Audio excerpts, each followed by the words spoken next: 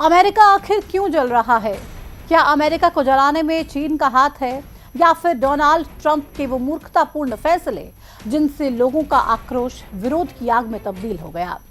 क्या अब Donald Trump की सरकार गिरने वाली है? मस्क का साथ छूटते ही क्या ट्रंप की मुश्किलें अब बढ़ गई हैं? आखिर ट्रंप ने ऐसा क्या कर दिया कि अमेरिका की जनता ट्रंप के इस्तीफे की मांग करने लगी है? और क्यों अमेरिका के शहर विरोध की आग में जल रहे हैं? ये तमाम वो सवाल हैं जो अमेरिका की मौजूदा स्थिति को देखकर उठ रहे हैं। अमेरिका में इस समय हालात ऐसे बन गए हैं कि वहां ना तो कानून व्यवस्था बरकरार है और ना ही लोग सरकार की सुन रहे हैं। प्रदर्शनकारियों का गुस्सा इतना ज्यादा बढ़ गया है कि उन्होंने कई घर, गाड़ियां और दुकानें भी जला दी हैं। यहां तक कि कई लोगों की इस विरोध की अग्नि में जलकर मौत भी हो चुकी है। नौबत सेना को कमान सौंपने तक आ गई है। ऐसे में सवाल यही है कि आखिर अमेरिका को कौन जला रहा है? कहीं इन सब के पीछे चाइना का हाथ तो नहीं है, या फिर डोनाल्ड ट्रंप की मूर्खता इतनी बढ़ गई है कि अब वो अपने ही शहर को विरोध की अग्नि में झोंक रहे हैं? चलिए जानते हैं। अमेरिका के अंदर इस समय विरोध की ऐसी आग भड़क रही है जो सब कुछ जलाने पर आमादा है। क्या गाड़ियां, क्या मकान और क्या दुकान। प्रदर्शनकारियों के रास्ते में जो कुछ भी आ रहा है वो उसे जला रहे हैं। पुलिस की गाड़ियां सड़कों पर आग से धधक रही हैं। अमेरिका के झंडे भी आग की लपटों में सिमटकर राख में तब्दील हो रहे हैं। हजारों लोगों की भीड़ जब अमेरिका के शहरों की सड़कों पर नारेबाजी करते हुए निकलती है तो पीछे सिर्फ आग ही आग दिखाई देती है।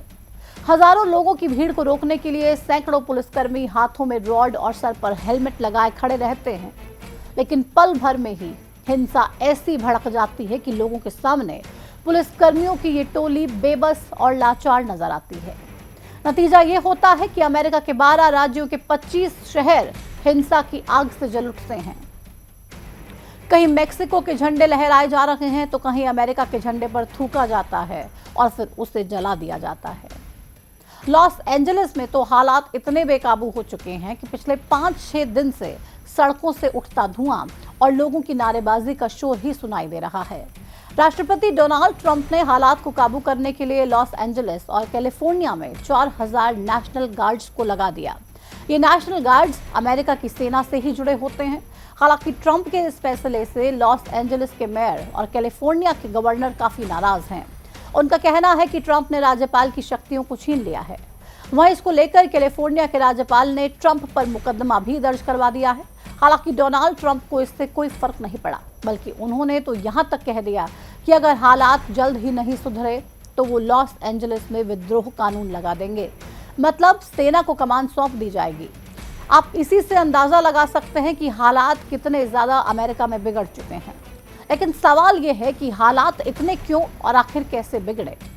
दरअसल इसकी शुरुआत होती है डोनाल्ड ट्रंप के ही एक फैसले से, जो फैसला था अवैध अप्रवासियों को बाहर निकालने का।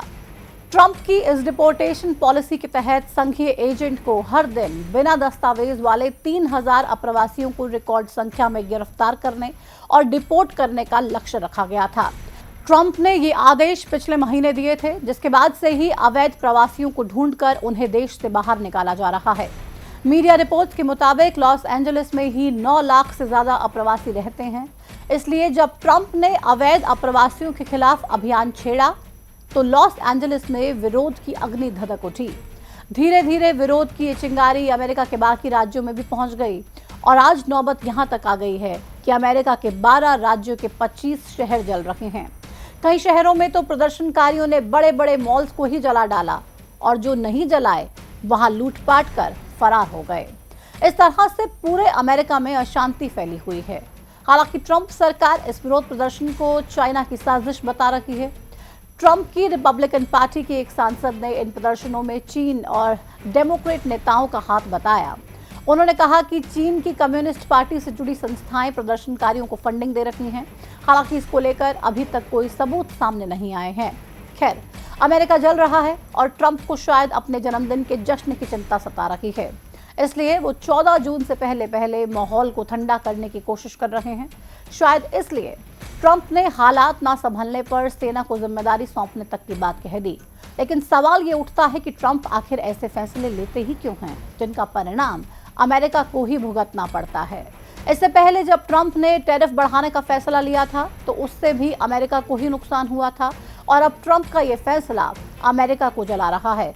लेकिन ट्रंप को ना तो अब कोई फर्क पड़ रहा है और ना ही उनको कोई फर्क पड़ने वाला है। हालांकि इस बार हालात ट्रंप के खिलाफ ही नजर आ रहे हैं। मस्क का साथ छूटने के बाद ट्रंप पहले ही बैकफुट पर हैं और अब इस मामले में कई राज्यों के गवर्नर और मेयर ट्रंप के खिलाफ हो चुके हैं, जिससे कि ट्रंप की मुश्किलें कई गुना बढ़ गई हैं और उनकी सरकार पर भी संकट गहराने लगा है।